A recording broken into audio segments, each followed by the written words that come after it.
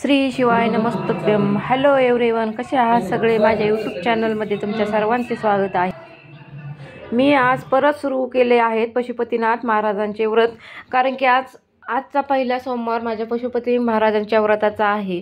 त्याच्यामुळे खूप उत्स्फूर्त माझं आज मनातनंच सगळे इच्छा आकांक्षा पूर्ण होतील असे मला मनोभावे वाटत आहे. माझे एकदा करून झाले आहे 5 सोमवार. मी आता परत दुसऱ्या दिवस चालू केले आहेत. पशुपती व्रत करताना मला खूप उत्साह निर्माण होतो. त्याच्यासाठी लागणारे पूजेचे साहित्य हेही मी खूप मनोभावे केले. माझे व्रत हे संपूर्ण व्हावे ही देवाकडे मनोकामना केली.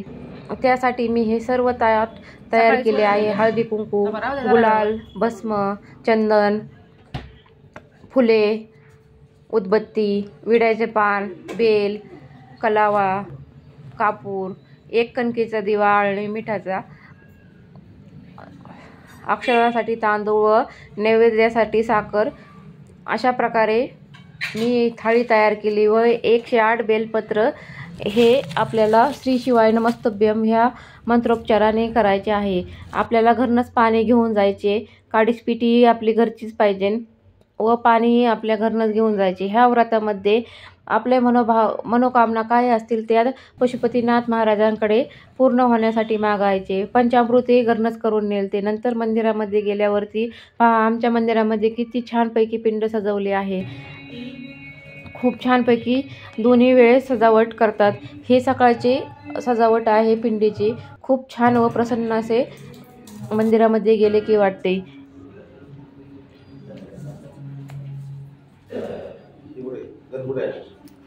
किती छान व स्वच्छ असे आमच्या मंदिरातील गाभाऱ्यातील मेन पिंड सजवली आहे. हे गाभाऱ्यापाशील गणपती बाप्पांची मूर्ती होती. हे मी जिथे पूजा करणार आहे तिथली हे पार्वती माता व गणपतीचे दर्शन घेऊन नंतर मी पशुपतीनाथ महाराजांच्या पूजेसाठी सुरुवात केली. कारण की आज सोमवार असल्यामुळे गर्दीही बऱ्यापैकी होती. विधिवत सगळे पूजा करून मी घेतली. नंतर पंचामृताने व पाण्याने अभिषेक करून घेतला.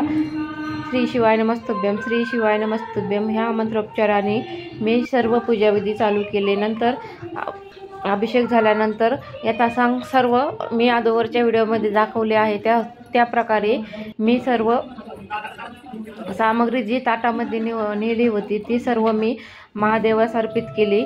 नंतर 108 बेलपत्र व श्री शिवाय नमस्तभ्यम या मंत्रोच्चाराने मी महादेवाच्या पिंडीवरती अर्पित केले. पहिले बेलपत्राला चंदनाचा टीका करून श्री शिवाय नमस्तभ्यम, श्री शिवाय नमस्तभ्यम अशा मंत्रोच्चाराने मी सर्व पूजाविधी पूर्ण केली. नंतर दिवा प्रज्वलित करून कापूर लावून आरती दीपाची केली.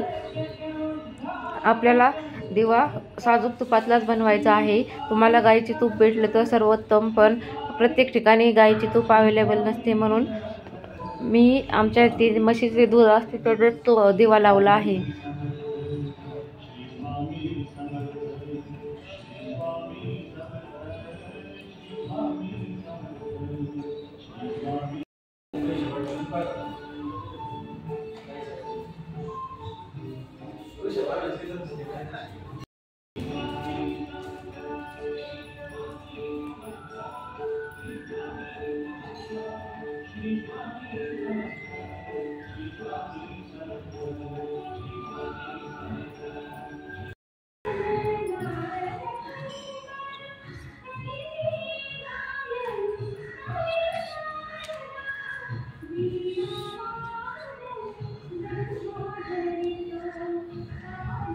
पशुपतीनाथ महाराजांच्या व्रतामध्ये आपल्याला दीपदान करणे खूप महत्त्वाचे आहे. अशा प्रकारे फुले खाली हातरून पृथ्वी मातेचे आशीर्वाद घेऊन त्यांचे मगच आपल्याला दीपदान करायचे आहे. नंतर ही संध्याकाळच्या वेळेस मी 6 कणकीचे दिवे बनवले आहे.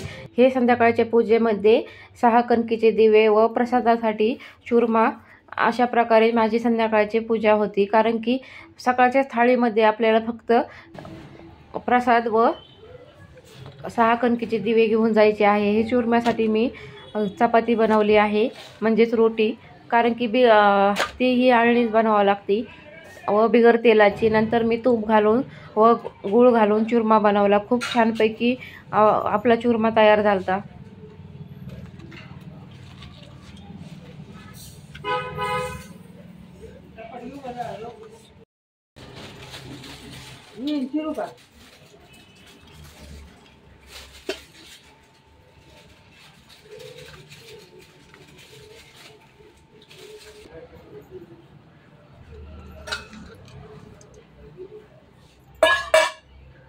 कसा झाला आहे माझा चुरमा.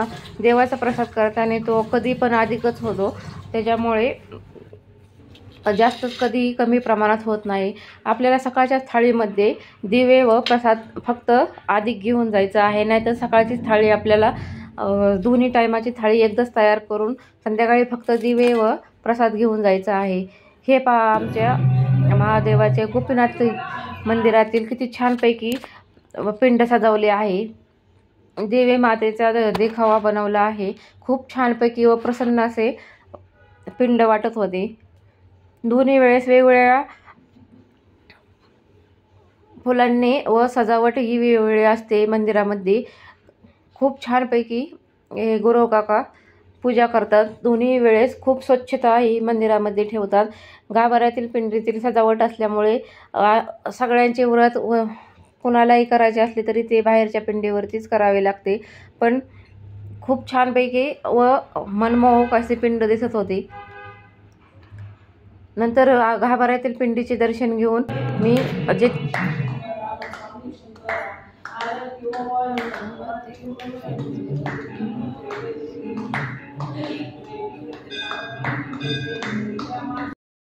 मी सकाळी ज्या पिंडीची पूजा केली त्याच पिंडीची आता ही पूजा करायची आहे. मला आता व्हिडिओ काढण्यासाठी कोणी नव्हते, म्हणून माझ्या पूजा करताना मला जेवढा व्हिडिओ काढता आला तेवढा मी आज तयार केला आहे. संध्याकाळी सेम पूजा करून घ्यायची. फक्त थोडे बेलपत्र थोडे वाहून 108 सकाळीच बेलपत्र व्हायचे. संध्याकाळी फक्त पूजा व बेलपत्र व फुल वाहून अभिषेक करून घ्यायचा व आपल्याला नेलेले नैवेद्य देवापुढे समर्पित करायचे. त्याचे 3 भाग करून 2 भाग देवाला अर्पित करायचे व 1 भाग आपल्याला घरी घेऊन आपल्याला उपास सोडायच्या वेळेस तो घेऊन यायचा आहे. नंतर 6 दिवे पुष्पावरती हातरून 5 दिवे प्रज्वलित केले व 1 दिवा आपल्या घराच्या उजव्या साईडला तो प्रज्वलित करायचा आहे.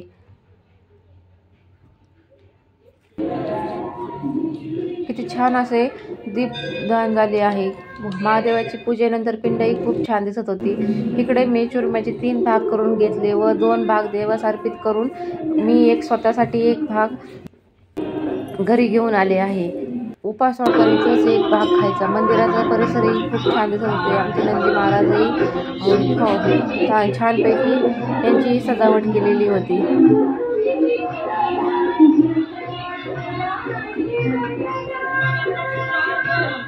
संध्याकाळच्या वेळेस असल्यामुळे खूप शांत व छानपैकी वातावरण झाले होते. नंतर घरी आल्यानंतर मी घरचे दीपदान केले. जो 6 दिव्यापैकी 1 दिवा जो घरी माघारी घेऊन आले त्याचे आता दीपदान करायचे आहे. अशा प्रकारे मी संध्याकाळची पूजाविधी केली. कसा वाटला माझा व्हिडिओ मला नक्कीच सांगा. माझा व्हिडिओ आवडत असेल तर नक्कीच लाईक करा, शेअर करा. सबस्क्राईब नसेल केले तर सबस्क्राईब करा. Thank you for watching my video. Bye. ओम नमः शिवाय. श्री शिवाय नमस्तुभ्यम. श्री शिवाय नमस्तुभ्यम. श्री शिवाय नमस्तुभ्यम.